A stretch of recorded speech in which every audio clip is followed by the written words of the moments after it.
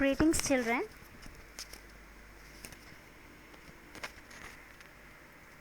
The topic that we are going to learn today is transpiration. Already in last class we discussed about the definition of transpiration, and we discussed about two experiments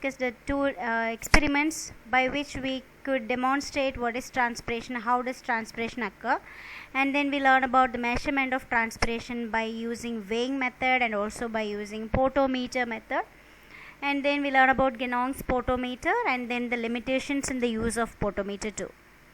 Now in today's class I wanted to teach you about kinds of transpiration. Already I gave you just about kinds of transpiration in the last class. There are three different kinds of transpiration. The first one is stomatal transpiration, which occurs through stomata, and the second one is cuticular transpiration, which occurs through the surface of leaves and stems where cuticle, a waxy layer, is present. And then the third method of transpiration is lenticular transpiration, that is occurring through lenticels. Lenticels are small opening or minute opening, which would be available or present on top of the stem, thick bark stem. Okay, so lenticels are openings, natural openings which are present on stem. In the rate of transpiration, we are categorizing these three different kinds of transpiration on the basis of the rate. Stomatal transpiration is the maximum one. Major amount of transpiration occurs through stomata, and next to stomata there comes lenticel transpiration or lenticular transpiration, because it's a natural opening which can never be closed. So through that a kind of transpiration will occur, major amount of transpiration, but not more than stomata. Okay, lenticular transpiration is more than cuticular transpiration, but lesser, very lesser than stomatal transpiration. And then the third one, based on the gradient, based on the ratio, cuticular transpiration is the third one, or the least amount of transpiration occurs through that cuticle. And the next topic that we are going to learn is types of leaves. To know about the mechanism of stomatal transpiration, we should know two different kind of leaves that we could see in plants. This is not there in your book, so please take note of this. There are two different kind of leaves that you can see in plants. One is dicot leaves, or the leaves which are present in dicot plants. The other one is monocot leaves. There are the leaves present in monocot plants. The best known example for dicot leaf is hibiscus leaf, and for monocot leaves example can be a grass leaf. So I guess you can understand the structure. I am not talking about the shape, I am talking about the structure. Okay, so in dicot leaves you can't tear the leaf in a proper way. That's the best example, that's the best thing to differentiate a dicot leaf. The leaf used to have reticulate veins, a network sort of vein that you can't, that will not allow you to tear the leaf into two equal pieces. While you try to tear the leaf, you can get an oblique section, oblique piece of leaf. That is a dicot leaf. But in monocot leaf, in a grass, in a sugarcane, in a paddy leaf, you can tear the leaf in a very regular way. So that is a monocot leaf. There are some other terms that we need to learn for this lesson. That is dorsiventral leaf, that means dicot leaf. Dorsiventral leaf, that means dorsal and ventral surface is present. Dorsal surface means the top side or upside.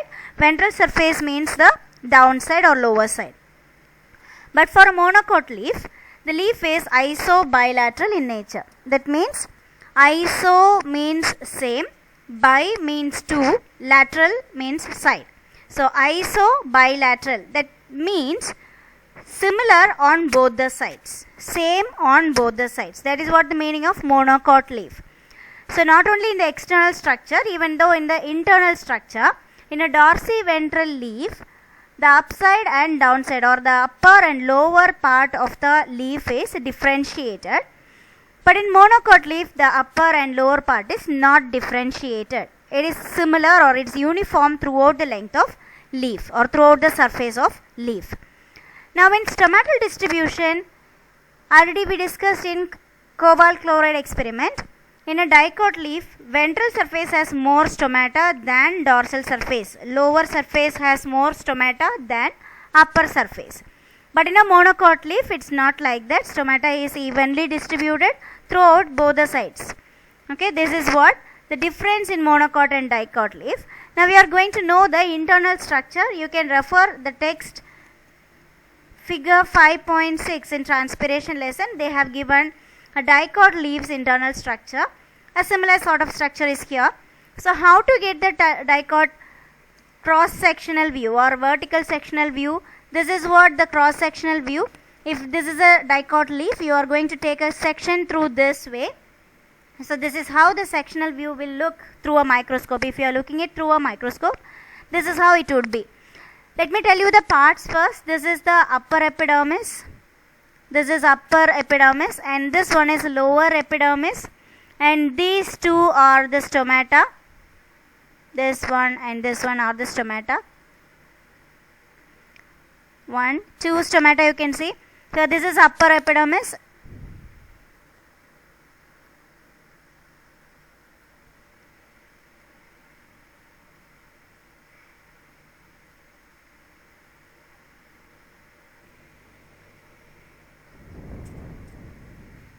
Okay, this is the upper epidermis and this one is the lower epidermis.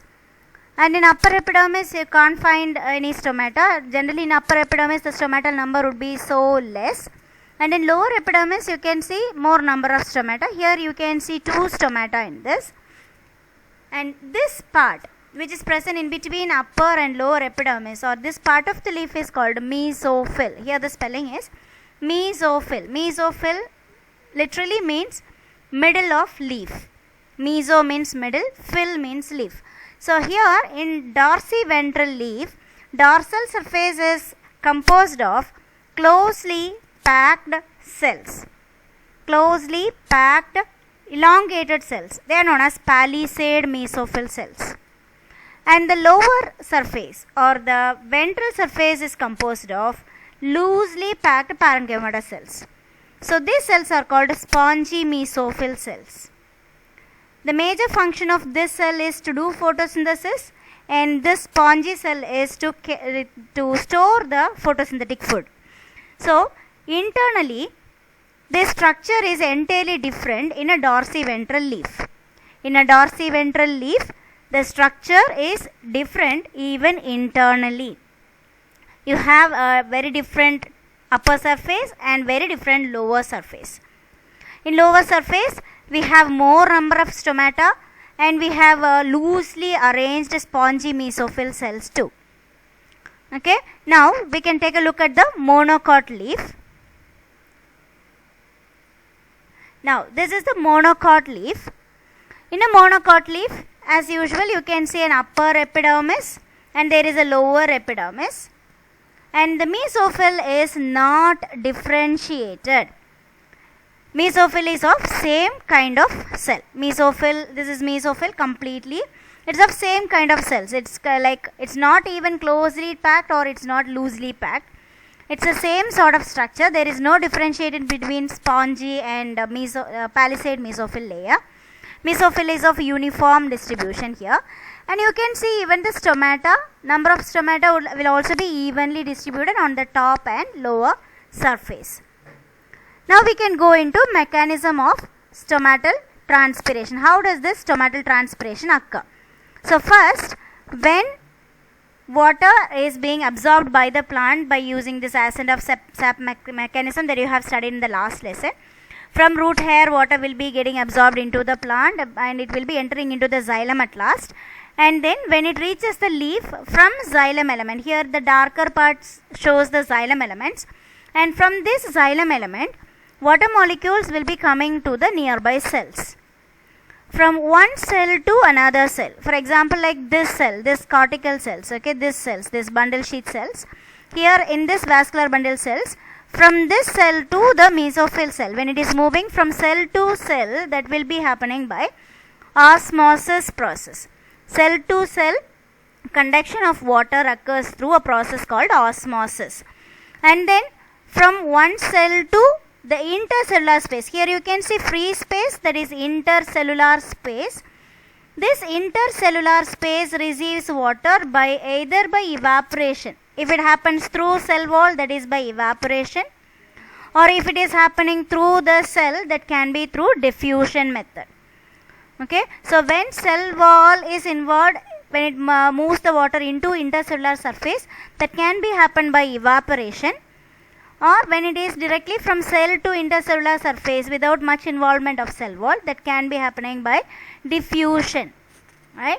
When water molecules move from one cell wall to another cell wall, here the cell walls or adjacent cell walls are very tightly packed, they are close to each other. So from one cell wall to another cell wall is absorbing water, that means that can occur by imbibition method. Okay, we should know all these processes. It is given in your book figure 5.7. In the figure it is given. You should know all the processes. Okay, at last it will be reaching the substomatal cavity. This is called substomatal cavity. This is a cavity which is present below the stomata. So this is substomatal cavity. In this substomatal cavity, all the water vapor will be available, which are being moved from the cell by a process called diffusion, or from the cell wall by a process called evaporation. So in this area, if it is rich in water vapor, and you know that outer this leaf water vapor level will be very low. If it is a hot sunny day, the level of water vapor or the amount of water vapor out surface of the leaf or the outer surface of the leaf will be very low.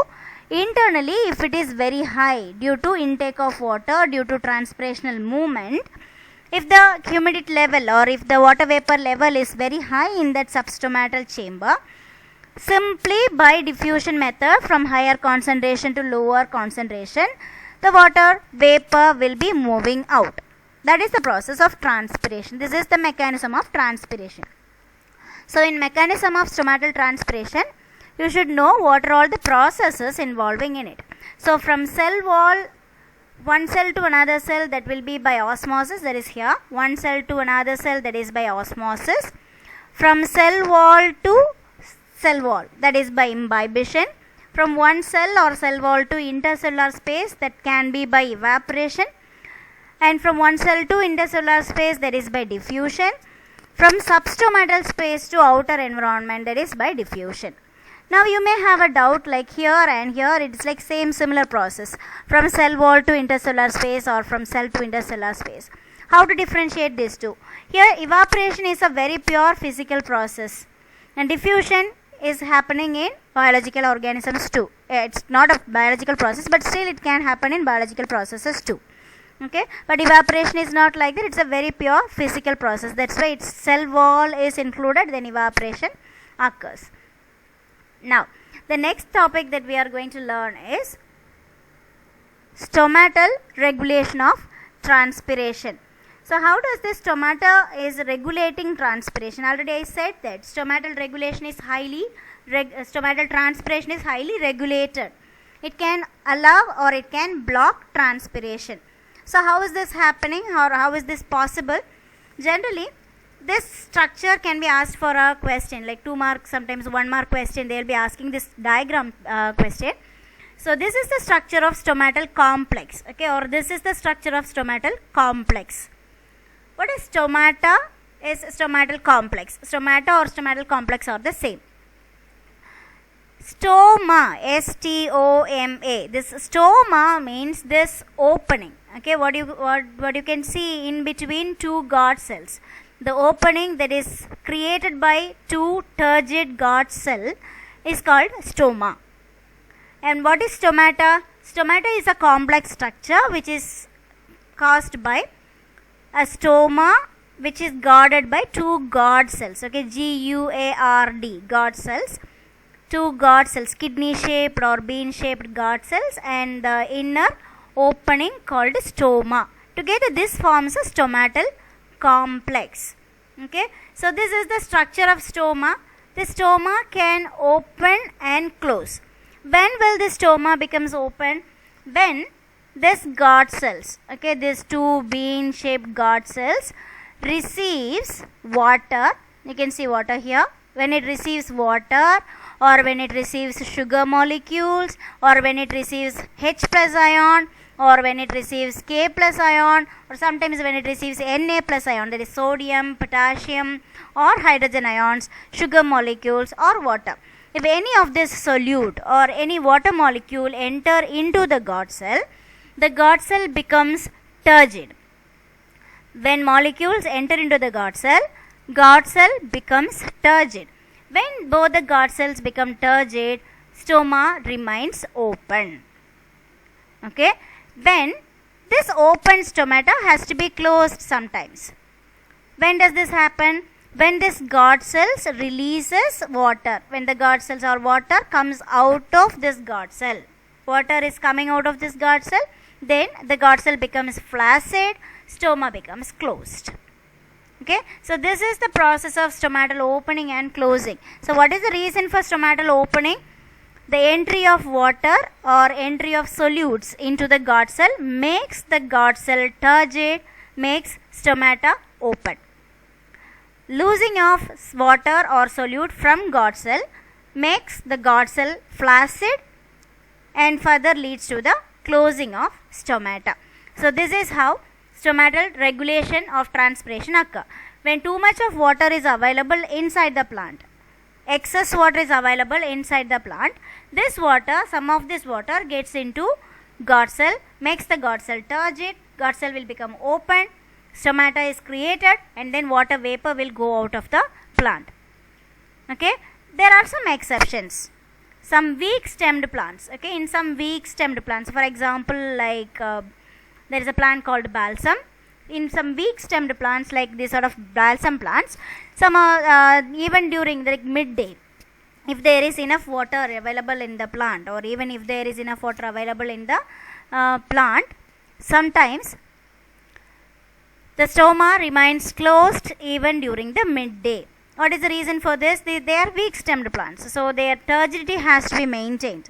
If their turgidity is very little if it is affecting, the plant will become wilt very soon, as they are weak stemmed plants. Even if you are not pouring water in morning, evening you can find this plant wilted to the ground. So these are the very weak stemmed plant which needs water to maintain their turgidity to the maximum. So during midday these plants will automatically closes their stoma to remain turgid. This is an adaptation, kind of adaptation for their weaker existence. Okay. And then the next thing what we are going to learn is factors affecting transpiration. Now what are all the factors affecting transpiration? The first one, intensity of sunlight. As first I said, when the sunlight intensity is too much. Now you just think about this dicot leaf. Here the sunlight is too heavy. Okay, sunlight is too high. It's very intense. And in this area transpired water vapor is here. Automatically because of diffusion this vapor will come out. So the rate of transpiration will become very high at the time of high intensity of sunlight.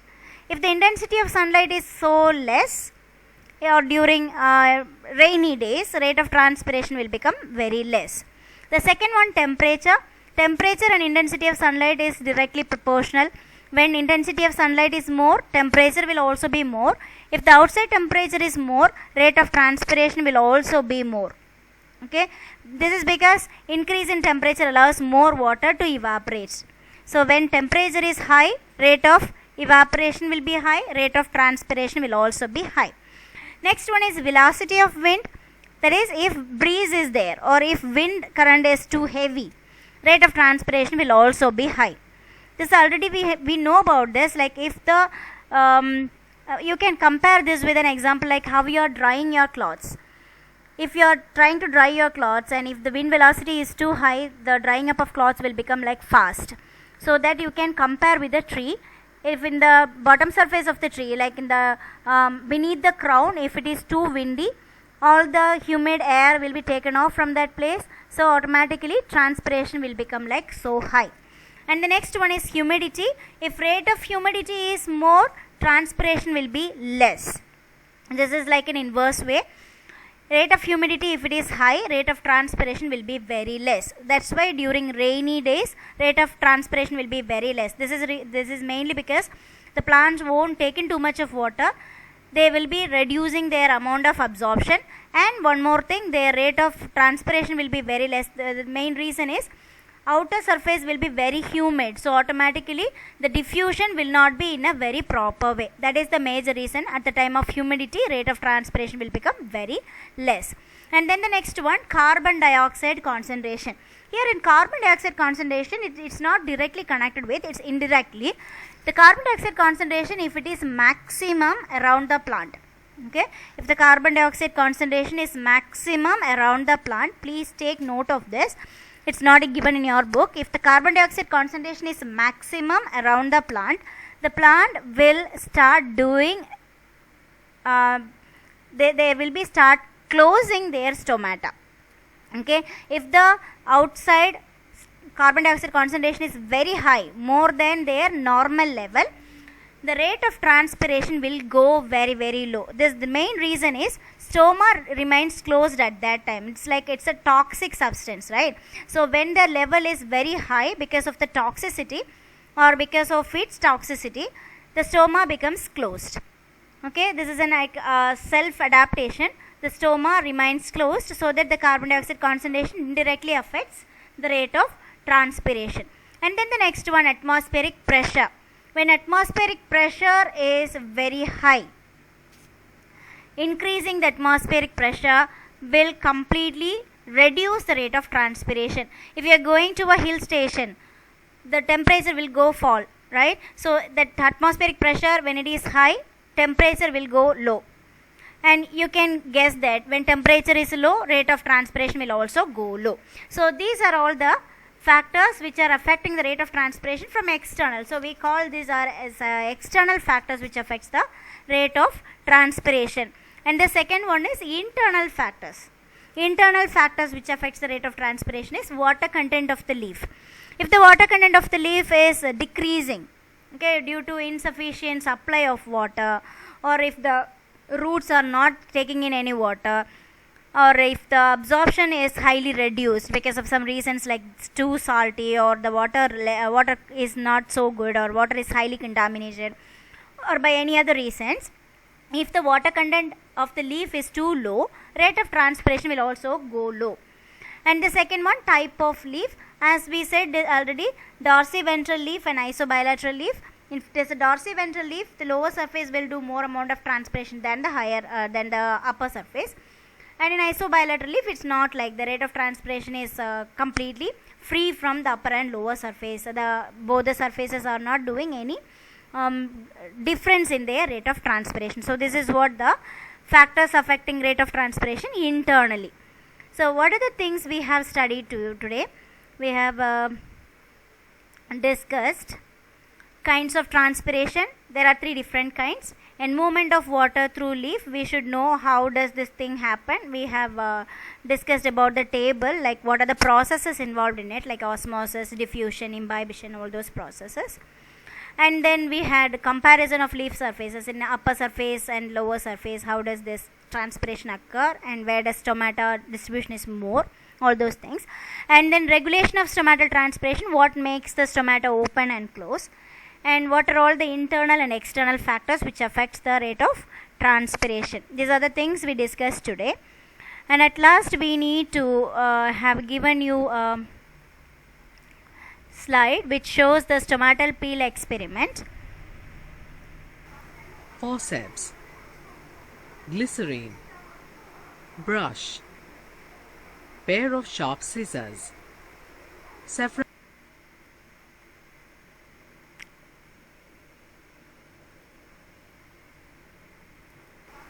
Forceps, glycerine, brush, pair of sharp scissors, saffron in solution, blotting paper, cover slip, compound microscope. Procedure: hold a freshly plucked lily leaf. Break the leaf from front to back by putting suitable pressure so that the peel of lower surface comes out. Ensure that you are taking the epidermis from the lower side as the dorsal surface is rich in stomata. Cut small pieces of the peel into watch glass filled with water. Add a few drops of safranin into the watch glass to stain the leaf peel. After 2 minutes.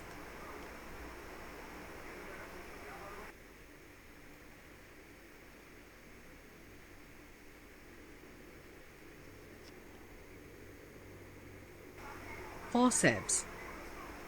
Glycerine. Ensure that you are taking the epidermis from the lower side as the dorsal surface is rich in stomata. Cut small pieces of the peel into watch glass filled with water. Add a few drops of safranin into the watch glass to stain the leaf peel. After 2 minutes. Place the stained peel in water in the watch glass again to wash off extra stain. Put a drop of glycerin on the slide. With the help of a brush, transfer a piece of peel on the slide. Put the cover slip over the peel gently by first making an angle of 45 degrees with the slide with the help of forceps. The peel should never be folded. Place the cover slip on the slide gently and gradually to avoid the entry of air bubbles. Drain out the excess stain by blotting paper. Examine under the low power of the microscope. Observations. The epidermis is made of uniseriate layers of cells. The cells are closely packed together with distinct cell walls. Each stomata is guarded by a pair of bean-shaped cells called guard cells. Guard cells are rich in chloroplast. Okay children, in this you have seen how to take a stomatal section or how to observe a stomata under microscope.